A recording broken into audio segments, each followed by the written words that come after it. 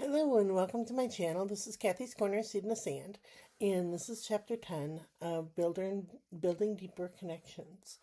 And what I wanted to talk to you today about was like a before and after.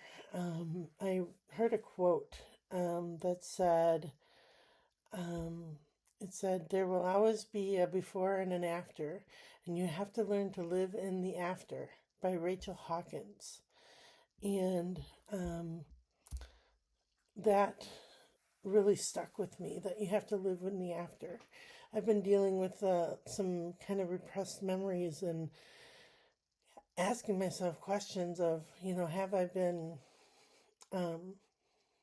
sexually abused as a child, as a very young child, and that I don't remember. And um,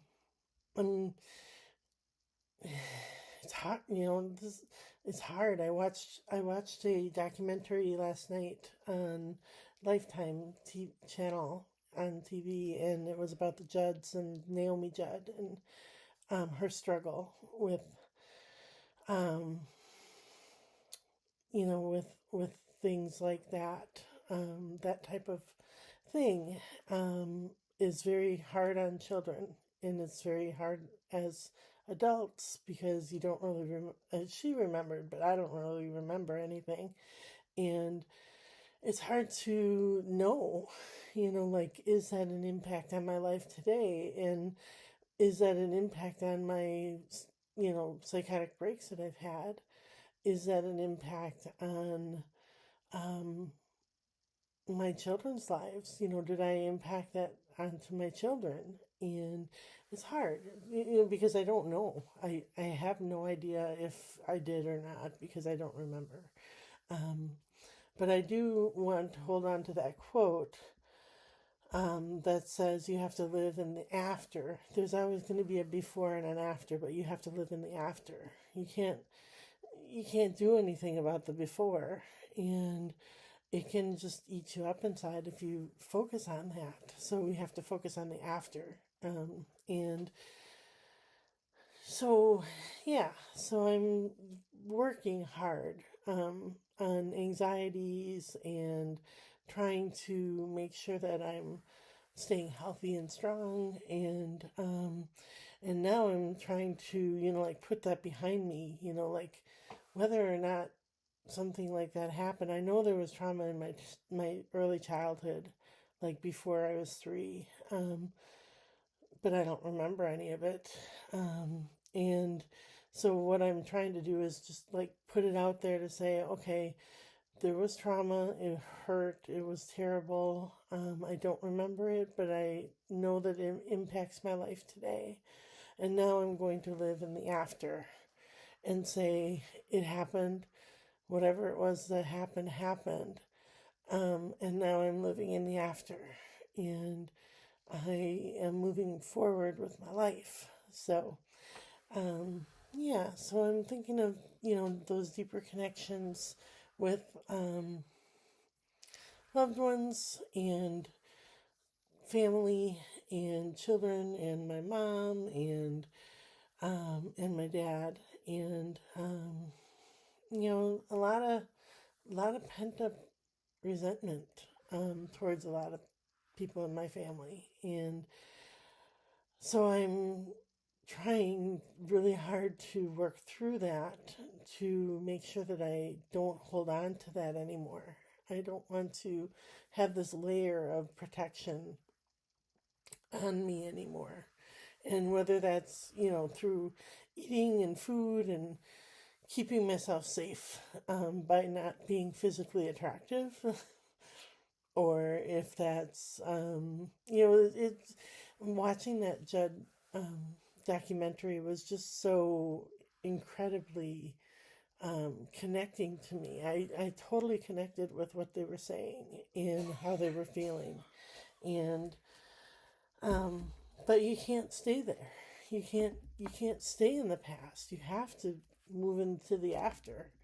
You can't stay in the before. You have to stay in the after. Live in the after. So yeah. So these are the classic tarot cards, And the intention I'm setting today is one card for the past, one card for the future, and one card for the present. So for the past, we have the Page of Wands. It's a new page, a new chapter, starting over, and taking some action. So, and then the Magician for the present, which is the teacher, the ultimate infinite teacher. It's a beautiful card. And, oops, two cards there. Okay. And the Sun card, oops, naked baby, sorry. The Sun card is all about positive energy. Wow, these are really nice cards here.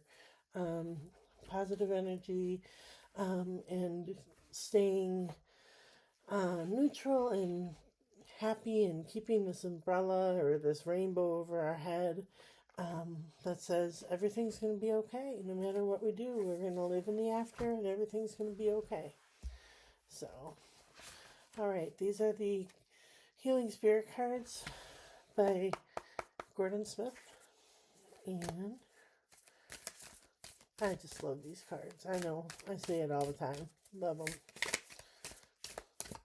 And sorry if I triggered anybody. I don't mean to talk about ugly things, but it's just something that I've been working through. And,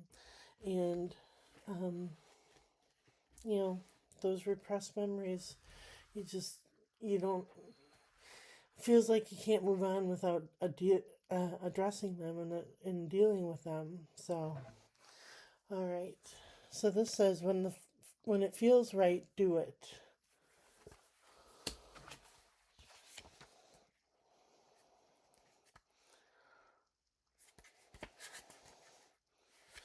All right.